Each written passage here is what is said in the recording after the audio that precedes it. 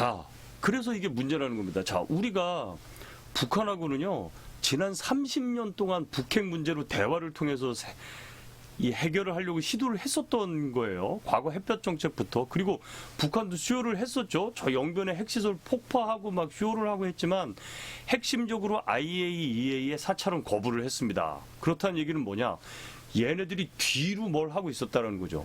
이것들이 화전 양면수를 쓴 거예요. 앞으로는 웃으면서 무언가를 계속 해주고 개선해 나갈 것처럼 그럴싸하게 했지만 뒤로는 얘네들이 계속해서 지금 핵을 만들었다는 겁니다. 아니 지금 지난 30년 동안 대화를 통해서 얻어낸 게 뭐가 있냐는 거죠. 아무것도 없어요. 그러면 이제 우리가 해야 되는 게 무엇이냐에 대해서 고민을 해야 됩니다.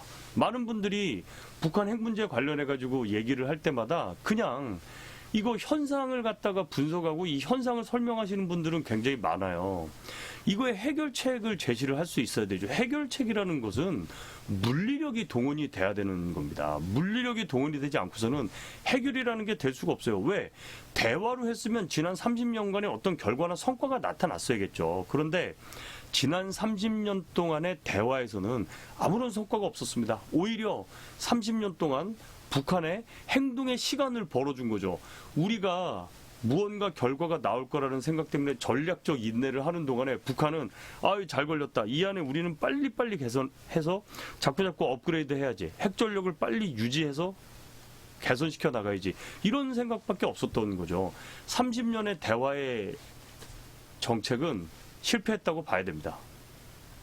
네, 그렇죠. 자, 그러니까 이제 우리는 핵 대응을 어떻게 해야 되느냐. 대한민국은요, 핵 대응과 관련해서는 너무 그동안 방어적인 자세를 취해왔던 게 사실이에요. 이제는 저는 과감하게 공격작전을 해야 된다라고 보는 거죠. KAMD로는 단순히 막을 수는 있습니다. 그런데 그거보다는 미국의 그 발사의 왼편의 개념을 제가 다른 영상에서도 소개를 시켜줬었는데, 그렇죠. 그게, 예, 그럼요. 그거는 미사일을 쏘기 전 단계에서 무력화시키겠다라는 거거든요. 그래서 거기에는 이제 사이버전이라든지 전자전도 포함이 되지만 물리적인 타격도 거기에 해당이 되는 거예요. 네, 발사의 왼편의 개념은 원래는 사이버전이 주였고 그다음에 이제 전자전 이런 것들로 했었지만 최근에 발사의 왼편의 개념이 확대된 것은요.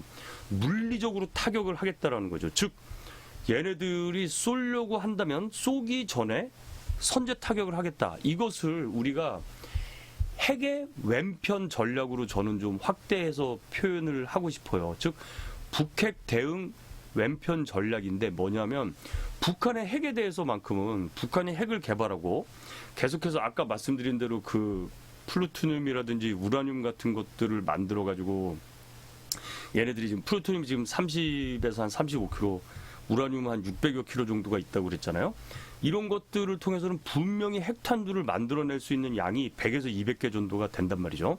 그러니까 그 핵시설만큼은 우리가 선제 타격을 해버려야지 되는 거죠. 그리고 북한 애들이요 선제 타격을 당하고 나면 깜짝 놀랄 거예요. 그러면은 더 이상 반격을 못할 겁니다. 우리는 그 반격이 무서워서 그리고 확전될 가능성에 대한 두려움 때문에 선제 타격을 못했던 게 사실이거든요. 그러나 지금은 우리는 선제 타격을 할 수 있는 능력이 충분히 있습니다. F-15K가 있고요.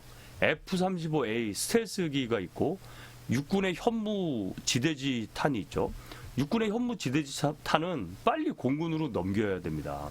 전략 타격을 하고 전략 표적을 선정할 수 있는 게 공군의 권한인데 그걸 육군이 가지고 있다는 것도 좀 웃긴 거예요. 이 좁은 중심의 나라에서 그 군의 이기주의와 힘을 부린다는 것도 좀 우습기는 하죠.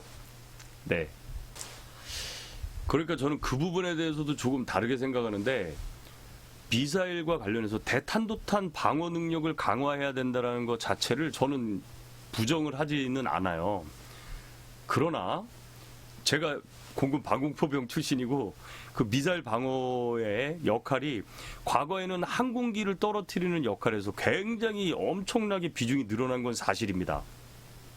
네, 그건 맞아요. 그럼에도 불구하고 저는 어떤 생각을 가지고 있냐면 당연히 북한이 핵을 투발을 했을 때 이것을 막아내는 대탄도탄 요격 능력을 확충하고 좀 더 기술 수준을 높여야 되는 것은 당연히 맞지만 저는 궁극적으로는 어떻게 생각을 하냐면 바로 북한의 핵시설을 때려서 북한이 더 이상 핵시설을 갖겠다라는 의지를 제거를 해야 된다고 저는 생각을 하는 사람입니다.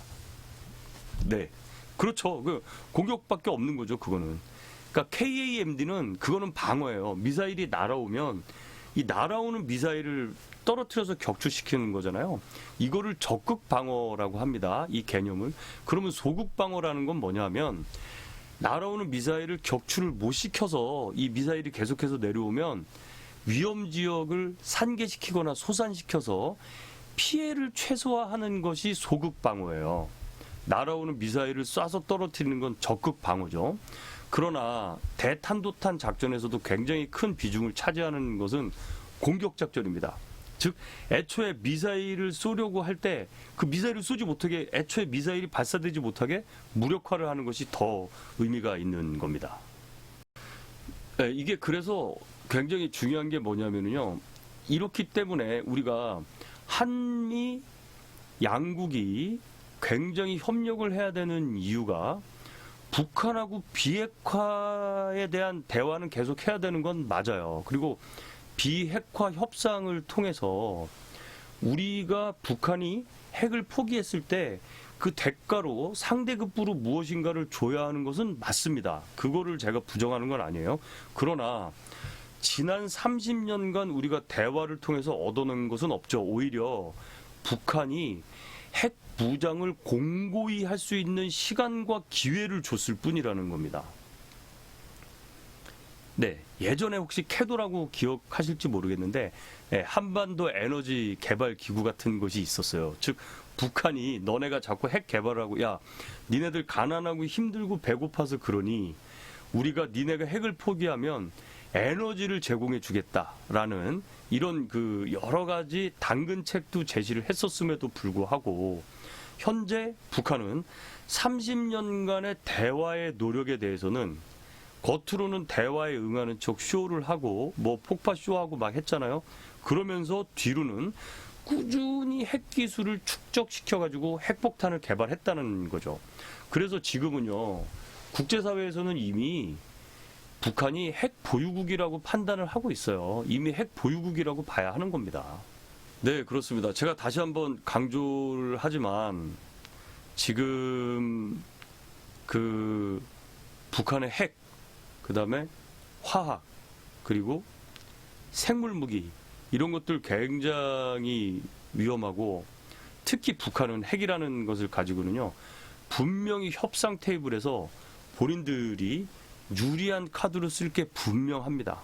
그래서 우리는 핵 대응을 어떻게 해야 되느냐. 많은 학자들이나 군인들도 이 말을 쉽게 얘기를 못하는데 저는 분명히 얘기를 합니다. 방금 질문하신 것처럼 KAMD 날아오는 적의 미사일을 방어를 하는 것도 당연히 발전시켜야 되는데 우리 지금 천궁도 천궁2로 개량을 해서 나머지 22개 포대에 다 천궁2가 배치가 되고 할 거예요. 그러면 대항공기, 대탄도탄 능력이 굉장히 강화되겠죠. 천궁2 탄에는 위력 증강형 탄두가 활용이 됩니다. 그리고 LSM도 현재 4개 포대가 지금 앞으로 배치가 될 거예요. 사드에 버금가는 사드급 정도, 사실은 안 되죠. 사드급보다는 안 되지만 어쨌든 60km 이상에서 즉 적의 핵폭탄이 무장이 되어서 영향력을 주기 직전에 그것을 타격해낼 수 있는 무기들은 개발을 해내고 있습니다만 무엇보다도 중요한 것은요. 우리가 북한 핵에 대해서 대응을 하는 자세는 무엇이냐? 언제든지 북한이 오판을 하면 우리가 선제적으로 예방적으로 타격을 할 수 있다는 의지를 보여주는 것이 저는 굉장히 중요하다고 생각을 합니다. 네, 감사합니다. 네.